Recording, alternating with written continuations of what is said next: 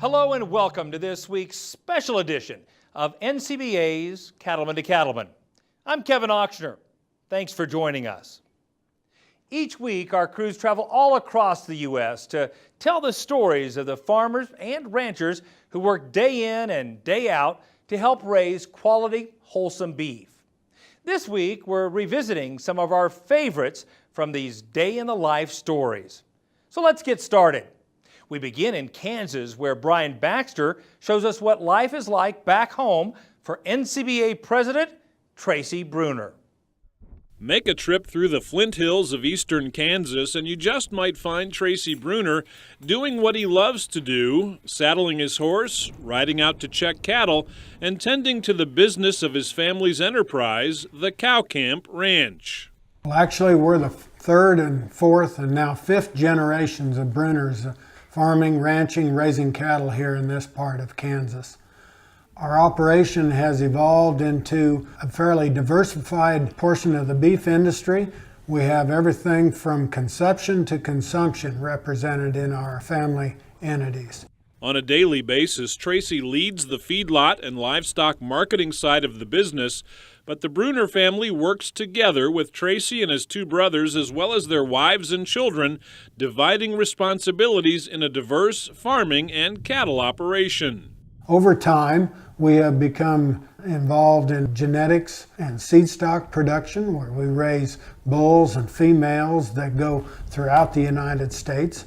We also have a farming and feeding enterprise that feeds and finishes cattle right here in our feed yard, which works very well with our grazing operation, our ranching enterprise, if you will, that grazes cattle on the native grasses of the Flint Hills. Additionally, we market those cattle through a value-based marketing system that lets us focus on quality, and not only quality of the cattle that we're raising, but the quality of beef that those cattle produce. This helps us to stay focused on the end product and realize efficiencies all through the beef animals production. Watch Tracy on horseback or working his way through the feedlot, and you can see this is what he's spent his whole life doing, caring for cattle and working to find ways to continue raising the bar and producing the highest quality beef possible. I was very fortunate throughout my younger years to be blessed with both family and teachers, pastors, even a county extension agent that were very supportive and very encouraging and expected success. Through the years, the livestock associations, both at the local level as well at the state level, have played a strong role in the continuing education that's very vital for me to stay in touch with not only other producers and other ideas, but new technologies and emerging ways to do things better in a more efficient manner. And so that continuing education and that networking with other producers has always been very important to us. Always eager to learn more and give back to the industry he loves, Tracy has tackled a variety of volunteer positions in the beef industry on both the state and national level. Most recently, he served as an officer of the National Cattlemen's Beef Association. I'm very much looking forward to being president of NCBA in 2016. I'm looking forward to attending as many state meetings and local events as possible, and seeing as many NCBA members at our national meetings. The real strength of NCBA is through its affiliates. We have over 30,000 direct members, but we also represent 250,000 cattlemen throughout the United States through our affiliates. The state organizations, the state beef councils, the breed affiliates, all are cattlemen that are part of NCBA. We truly represent cattlemen and the cattle industry in our country. In the year he'll serve as NCBA president, Tracy sees clear priorities that can help grow the American beef cattle business. Trade is a big one. The Trans-Pacific Partnership that has just been negotiated and signed but still needs to be ratified will be a great thing for our industry. Very important for the next generation of cattlemen in this country. It's a good agreement. It will lower our trade tariffs into our best customer, Japan, from 38% down to 9% over 16 years of the agreement. Beyond the opportunity to grow U.S. beef exports to Japan and other Pacific Rim markets, Tracy says there are plenty of policy challenges ahead as NCBA works to protect cattle producers and their freedom to operate. We've been pushing back on the waters of the U.S. rule ever since it was first announced several years ago.